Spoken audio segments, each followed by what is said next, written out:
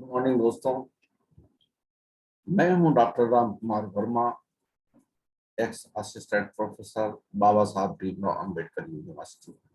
आज हम लोग बात करेंगे भारतीय अर्थव्यवस्था की, विश्व अर्थव्यवस्था की और अर्थशास्त्र के विभिन्न विभिन्न पहलुओं को समझने की हम कोशिश करेंगे। सबसे पहले हम लोग समझने की कोशिश करेंगे कि अर्थशास्त्र क्या है।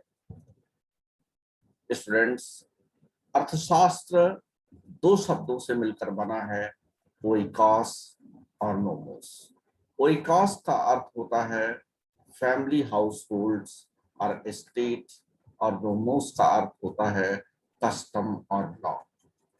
ये ग्रीक वर्ड है, दोनों को मिला के बनता है इकोनॉमिक्स, और इन दोनों की सम्मिलित मीनिंग बनती है हाउस होल्ड मैनेजमेंट या management of scars resources.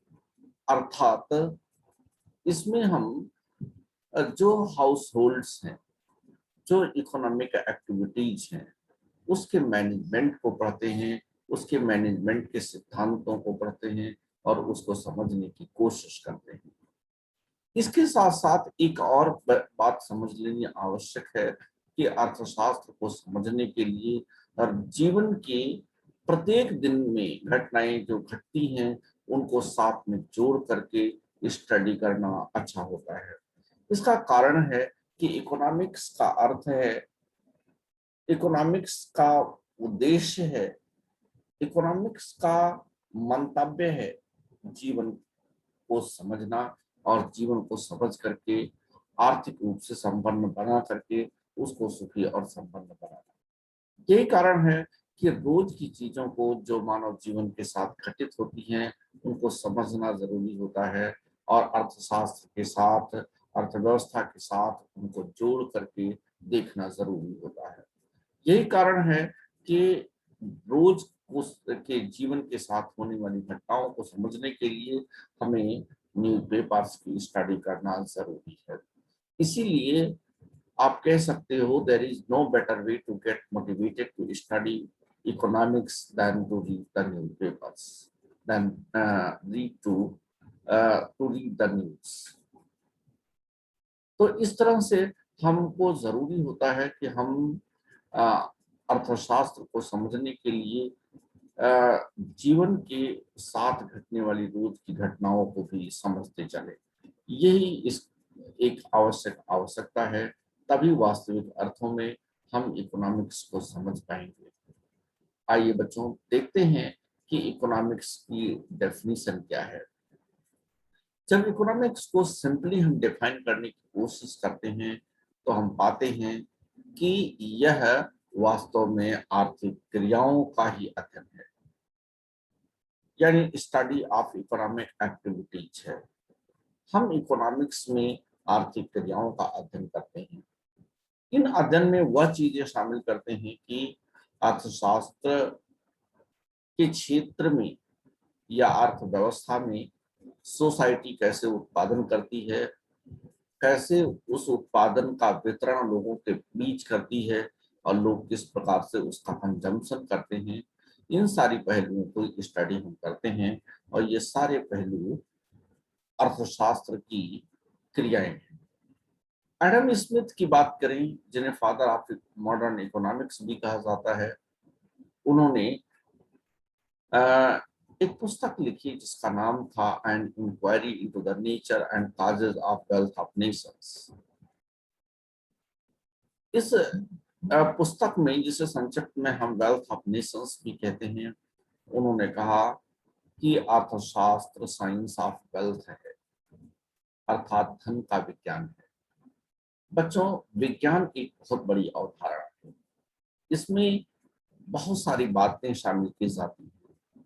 Science का मतलब ये है कि आपके जीवन के साथ जो आर्थिक घटनाएं घटती हैं उनको देखना, उनका ऑब्जर्वेशन करना, उन पर कुछ एक्सपेरिमेंट करना और इन सब को करने के बाद उसको समझना, ये सारी चीजें हम शामिल करते हैं।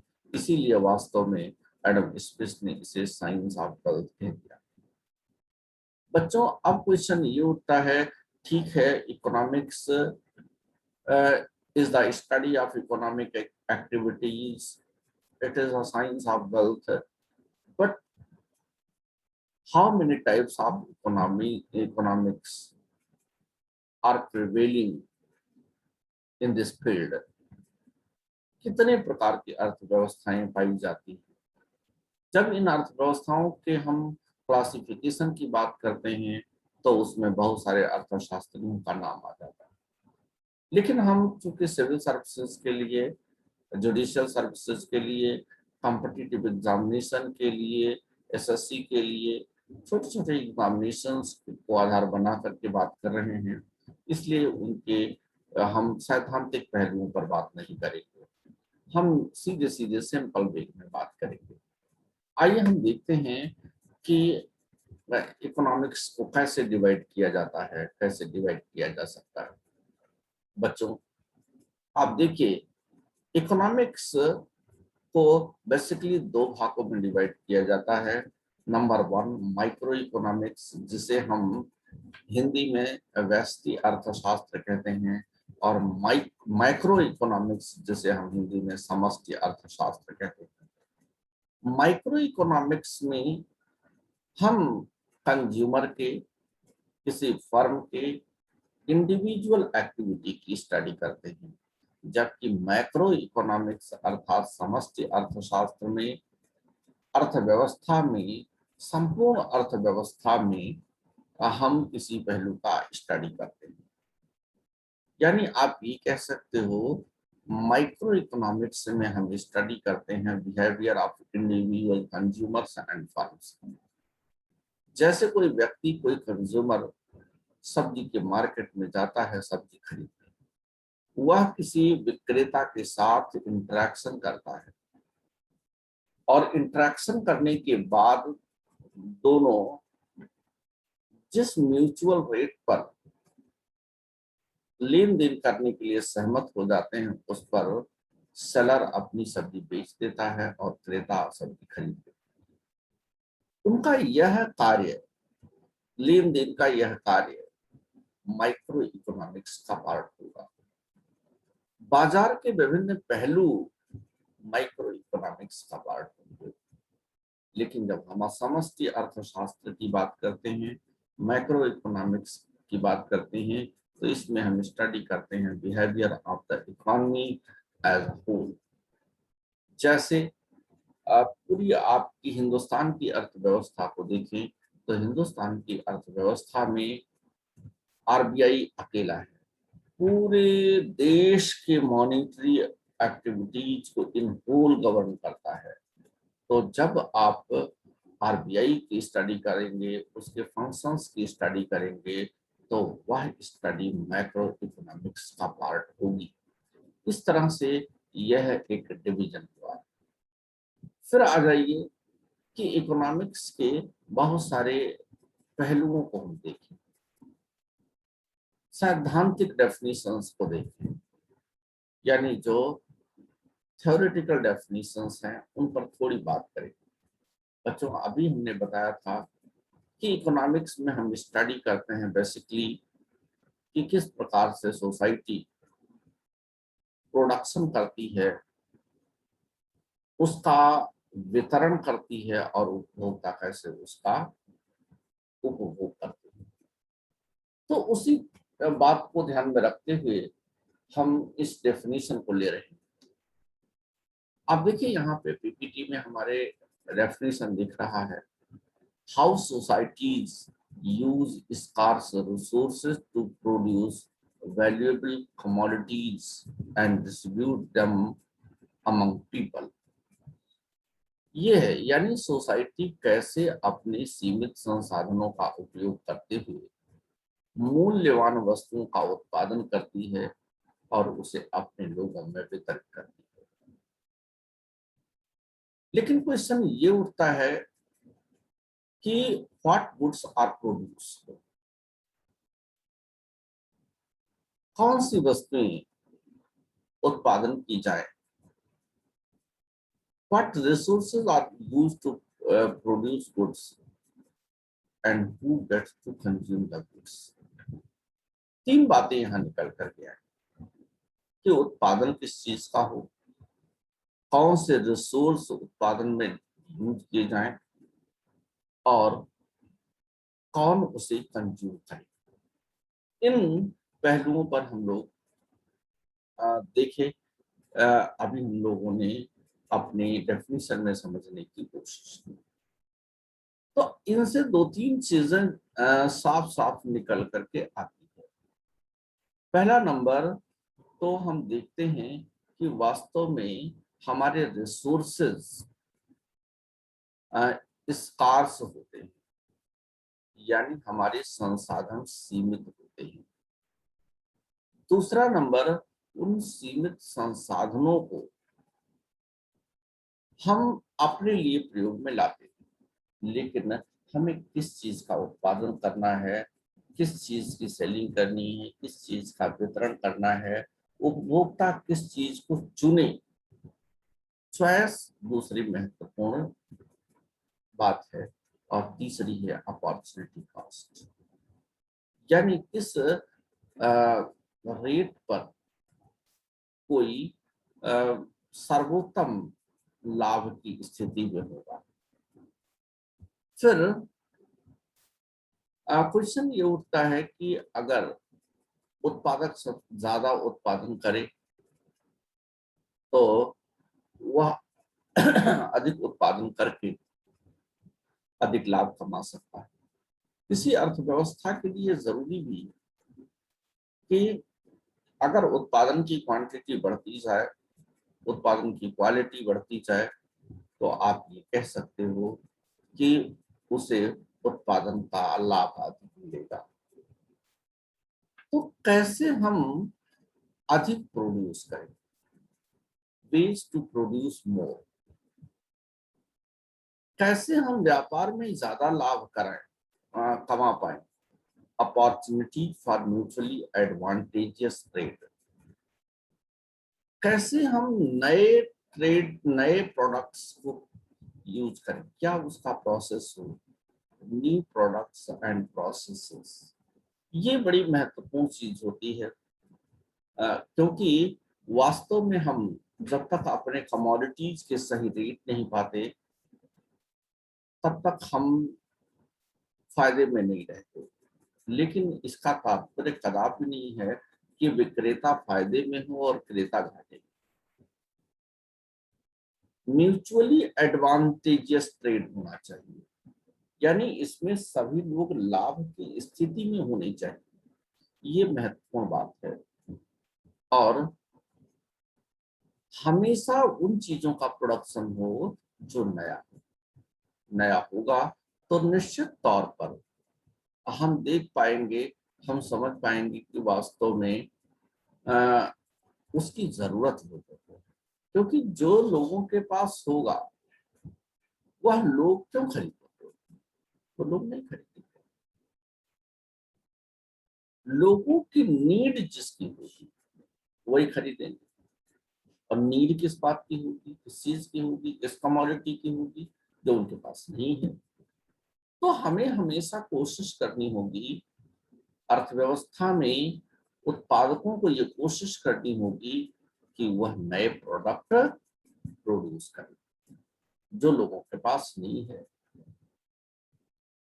उन चीजों की डिमांड भी ज्यादा होगी, और जो लोगों के पास नहीं है अगर वो खरीदते हैं तो उनका जीवन भी सुखमय होगा, उनका अभाव भी समाप्त होगा और उनका जीवन उन्नत दशा में आगे बढ़ेगा, उन्नत दिशा में आगे बढ़ेगा। ये तो रहा बच्चों इकोनॉमिक्स के विभिन्न पहलुओं। लेकिन इसी इकोनॉमिक्स का व्यवहारिक पक्ष है अर्थव्यवस्था, इकोनॉमिक्स। इकोनॉमीज क्या हो? बेसिकली इकोनॉमीज का मतलब होता है कि कोई ऐसा क्षेत्र जहां वेरियस इकोनॉमिक एक्टिविटीज का मैकेनिज्म पाया जाता हो, वह मैकेनिज्म का संपूर्ण क्षेत्र इकोनॉमी कहलाता है। तो आइए हम इकोनॉमीज को समझने की कोशिश करें, अर्थव्यवस्थाओं को हम समझने की कोशिश करें। जैसा कि डेफिनेशन में यहाँ लिखा हुआ देखिए, economies are management of economic activities in a certain geography. एक निश्चित भूक्षेत्र पर आर्थिक क्रियाओं का जो तंत्र पाया जाता है उसे ही सम्मिलित रूप में हम अर्थव्यवस्थाएं कहते हैं। इन अर्थव्यवस्थाओं का उदाहरण है Indian economy, American economy, Nepali economy etcetera. आप देखिए, एक कंट्री को हम इकोनॉमी कह रहे हैं। एक कंट्री को इकोनॉमी कहने का मकसद क्या है? एक कंट्री को इकोनॉमी कहने का मकसद यही है कि पूरा देश एक आर्थिक तंत्र होता है जिसमें विभिन्न प्रकार के मैकेनिज्म काम करते हैं और वह मैकेनिज्म आर्थिक क्रियाओं से संबंधित होते हैं, लोगों को आर्थिक प्रगति की ओर ले जाने का कार्य करते हैं।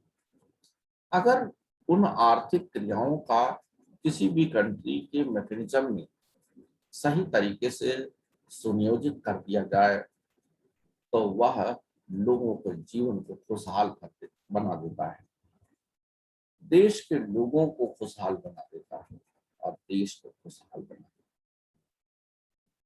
इसीलिए वास्तव में इकोनॉमी में हम आर्थिक क्रियाओं के प्रबंधन पर सबसे ज्यादा ध्यान देते हैं, हमारी सरकारें ज्यादा ध्यान देती हैं। और इन इकोनॉमीज के अंदर जो मॉडल्स हैं, उन मॉडल को तैयार करने का काम हमारे अर्थशास्त्री करते हैं और उन मॉडल को तैयार करना, इन्वेंट करना, डिस्कवरी करना और प्रस्तुत करना, ये हमारे अर्थशास्त्रियों का काम है। वह उनकी स्टडी करते हैं और किस प्रकार से वह हमारे लिए उपयोगी हो सकते हैं उसके बारे में बताते हैं और हम लोग उसे अप्लाई करते हैं, अर्थात अर्थव्यवस्था में उसे अप्लाई किया जाता है। तो जिस प्रकार से हम लोगों ने समझा कि अर्थशास्त्र दो प्रकार के होते हैं, उसी प्रकार से इकोनॉमीज के भी प्रकार होंगे। तो आइए इनको समझने की कोशिश करते हैं कि आखिर इकोनॉमीज कितने प्रकार हैं। अगर हम इकोनॉमीज को देखें तो इकोनॉमीज को डिवाइड करने के अनेक आधार हैं। पहला नंबर तो डेवलपमेंट को लेते हैं। जब हम डेवलपमेंट को आधार बनाते हैं तो इस आधार पर हम अर्थव्यवस्थाओं को दो भागों में विभाजित करते हैं, डेवलप्ड इकोनॉमी यानी विकसित अर्थव्यवस्थाएं और डेवलपिंग इकोनॉमी अर्थात विकासशील अर्थव्यवस्था। डेवलप्ड इकोनॉमी में आप देखोगे जैसे अमेरिकन इकोनॉमी एक डेवलप्ड इकोनॉमी है, दूसरा भारत एक डेवलपिंग इकोनॉमी है। लेकिन अगर आप सिद्धांत के आधार पर देखो, विचारधारा के आधार पर देखो, तो ये अर्थव्यवस्थाएं तीन प्रकार की होती है। कैपिटलिस्टिक इकोनॉमी यानी पूंजीवादी अर्थव्यवस्था जिसमें इंडिविजुअल कैपिटल को मान्यता होती है, कोई भी व्यक्ति अपने इंडिविजुअल कैपिटल को कहीं भी इन्वेस्ट करके वह अधिक लाभ कमा सकता है। ऐसी इकोनॉमी में फ्री ट्रेड की मान्यता होती है और लेसेज फेयर अर्थात सरकार अहस्तक्षेप की नीति अपनाती है। मार्केट की किसी एक्टिविटी में सरकार हस्तक्षेप इन जनरल नहीं करती। दूसरी है सोशलिस्टिक इकोनॉमी। सोशलिस्टिक मतलब समाजवादी अर्थव्यवस्था। इनको आप संक्षिप्त में कह सकते हो स्टेट गवर्नड इकोनॉमी, यानी जो राज्य के नियंत्रण में चलती हो, समाजवाद जिसकी विचारधारा हो, अर्थात सभी लोगों तक जरूरत की चीजें पहुंचे, यह मोटिव होता है सोशलिस्टिक इकोनॉमी की। इसमें इंडिविजुअल कैपिटल की इन जनरल मान्यता नहीं होती है, विशुद्ध रूप में। तीसरा है मिक्स्ड इकोनॉमी। मिश्रित अर्थव्यवस्था, जैसे भारत की अर्थव्यवस्था एक मिश्रित अर्थव्यवस्था है। इसमें कुछ सीमा तक कैपिटलिस्टिक अप्रोच भी होता है, कुछ सीमा तक सोशलिस्टिक अप्रोच, दोनों पाए जाते हैं। जैसे भारत को ले लीजिए, भारत में आप देखते हैं कि दो तरह के मार्केट हैं। एक कोटे की दुकान है जहां रेगुलेशन है, वो सोशलिस्टिक का एग्जाम्पल है, और एक खुला ओपन मार्केट है जो कैपिटलिस्टिक का एग्जाम्पल है। यानी दोनों तरह के मार्केट, थोड़े स्तर पर सरकार का रेगुलेशन है भी, यानी स्टेट कंट्रोल्ड है, और थोड़ा मुक्त है। तो इस तरह से अगर हम देखें तो दोनों कैरेक्टर पाए जाते हैं, जिसकी वजह से भारत की अर्थव्यवस्था को हम मिक्स्ड इकोनॉमी कहते हैं। फिर उसके बाद में क्षेत्र के आधार पर देखते हैं, अग्रेरियन इकोनॉमी। अगर किसी अर्थव्यवस्था में एग्रीकल्चर डोमिनेंट है तो उसे हम अग्रेरियन इकोनॉमी कहते हैं। अगर किसी अर्थव्यवस्था में इंडस्ट्री डोमिनेंट है तो उसे हम इंडस्ट्रियल इकोनॉमी कहते हैं। अगर किसी अर्थव्यवस्था में सर्विस सेक्टर डोमिनेंट है तो उसे हम सर्विस सेक्टर इकोनॉमी भी कहते हैं। जैसे अगर हम भारत को देखें तो भारत में कृषि प्रधानता है, इसी कारण से हम भारत को एग्रेरियन इकोनॉमी मानते थे। इधर इंडस्ट्रियल सेक्टर में काफी वृद्धि हुई है, लेकिन फिर भी एग्रीकल्चर डोमिनेंट है। पश्चिमी देशों को देखें तो वहाँ इंडस्ट्री डोमिनेंट है, इसलिए इंडस्ट्रियल इकोनॉमी।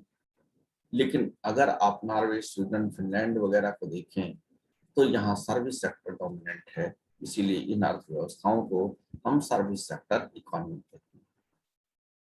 बच्चों, इसके अलावा भी बहुत सी प्रकार की अर्थव्यवस्थाएं होती हैं, केवल इतनी ही नहीं है, इसके अलावा भी अगर हम इन अर्थव्यवस्थाओं के बारे में बात करें तो कुछ अर्थव्यवस्थाएं ऐसी होती हैं जो क्लोज्ड होती हैं, बंद होती हैं।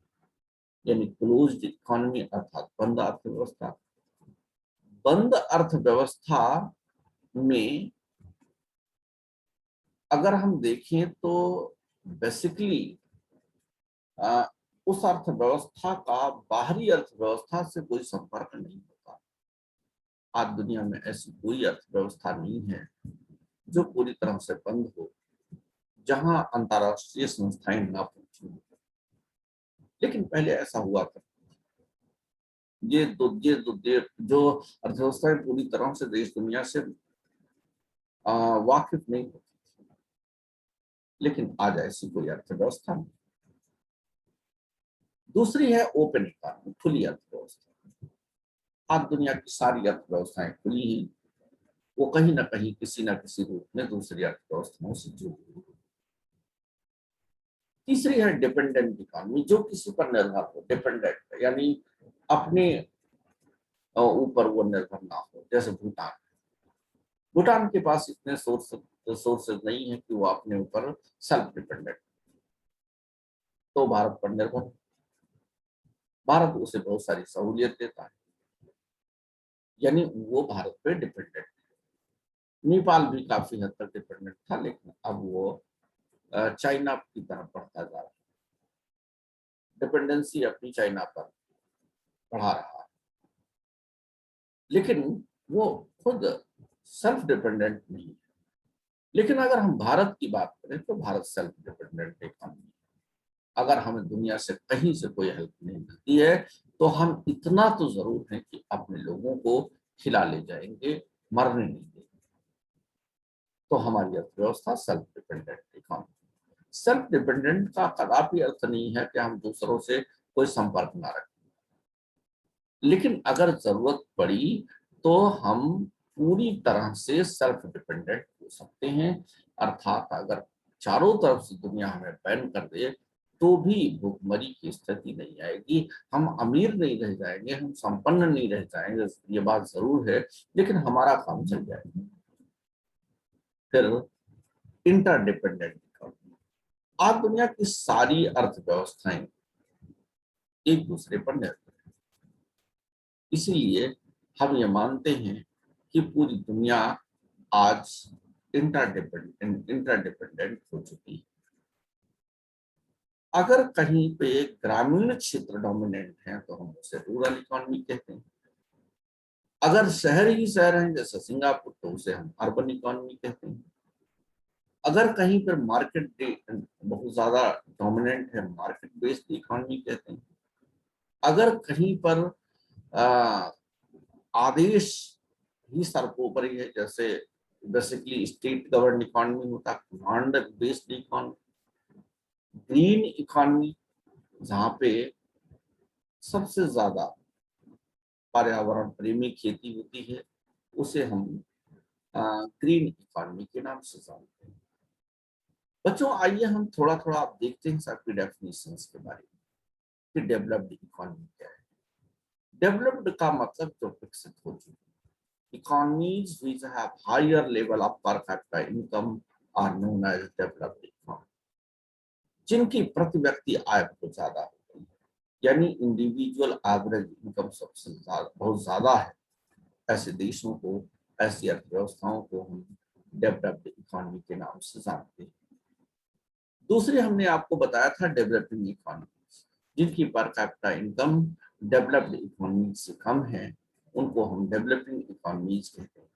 ये धीरे धीरे डेवलपमेंट की प्रोसेस की तरफ बढ़ रही है, लेकिन वास्तव में ये डेवलप्ड नहीं हो पाई हैं, इसीलिए हम इन्हें डेवलपिंग इकोनॉमी कहते हैं। कैपिटलिस्टिक इकोनॉमी यानी market based profit motive economy is considered as capitalistic economy, यानी जो मार्केट पर आधारित हो, मार्केट बेस्ड हो, लाभ मूलक हो, उन्हें हम कहते हैं कैपिटलिस्टिक इकोनॉमी। इसके बाद आता है socialistic economy. State govern economy is considered as socialistic economy, यानी जो जिसमें राज्य प्रधानता हो, उसे हम सोशलिस्टिक इकोनॉमी के नाम से जानते हैं।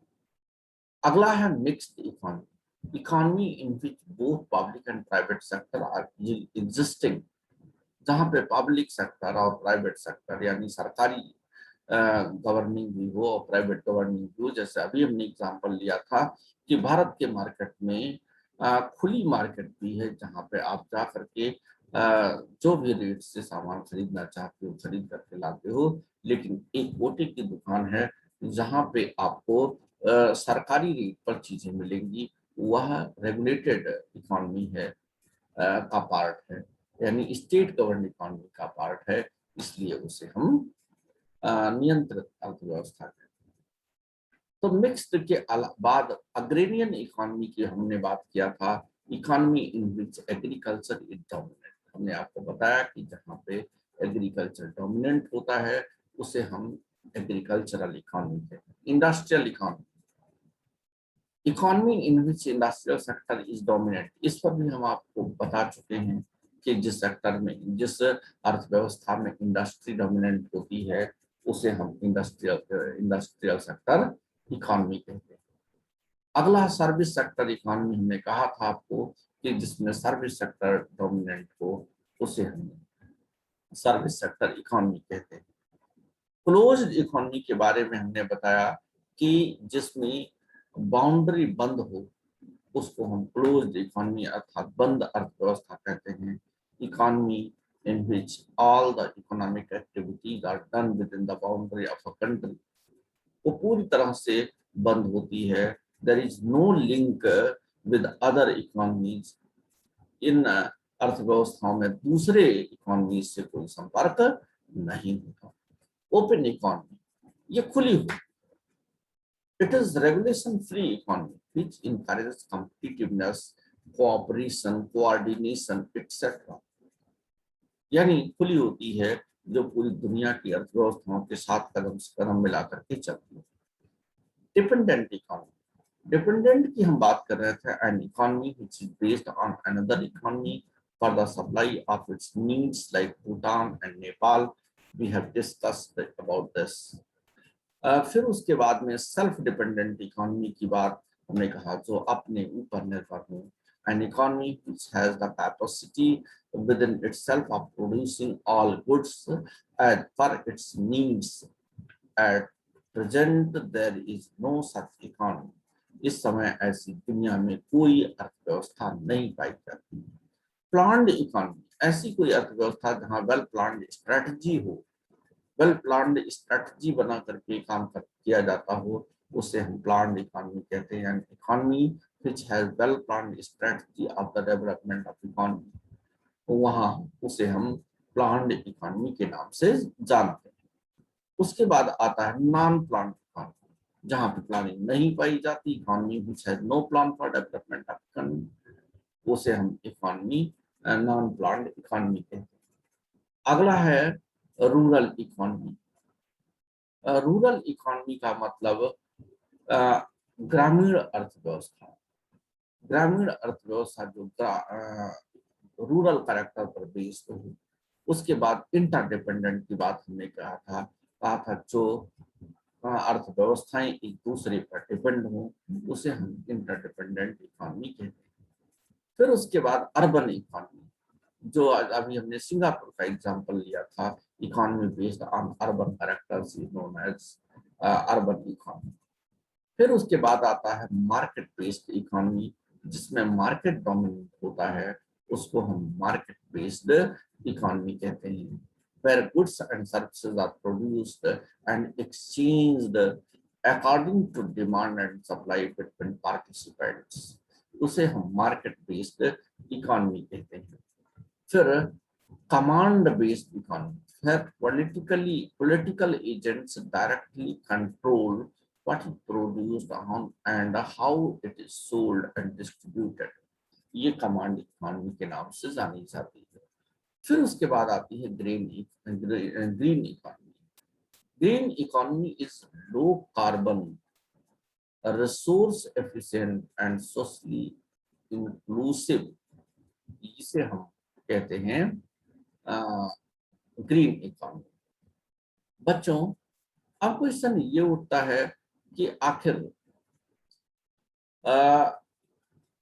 कैरेक्टरिस्टिक्स स्ट्रक्चर्स ऑफ इकोनॉमीज क्या है, यानी फीचर्स क्या है।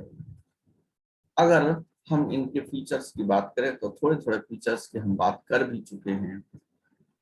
उन फीचर्स में पहले नंबर तो कैरेक्टरिस्टिक के बारे में बड़ा क्वेश्चन बनता है। तो कई इंपॉर्टेंट फीचर्स हैं कैपिटलिस्टिक इकोनॉमीज के, जैसे right to private property, freedom of enterprise, freedom of contract, freedom of choice by consumers, profit motive, class conflict and uncoordinated nature, competition, importance of price system. ये होता है आपके capitalistic economies के main features. तो इस video में हमने आपको बताया कि अर्थशास्त्र क्या है, अर्थव्यवस्था क्या है, अर्थशास्त्र कितने प्रकार का होता है और अर्थव्यवस्थाएं कितने प्रकार की होती हैं, और उन अर्थव्यवस्थाओं के महत्वपूर्ण लक्षण क्या है। बच्चों, अगले वीडियो में हम लोग नए कार्य के साथ, नई एक्टिविटीज के साथ शामिल होंगे। आज की इस वीडियो में बस इतना ही। All the best.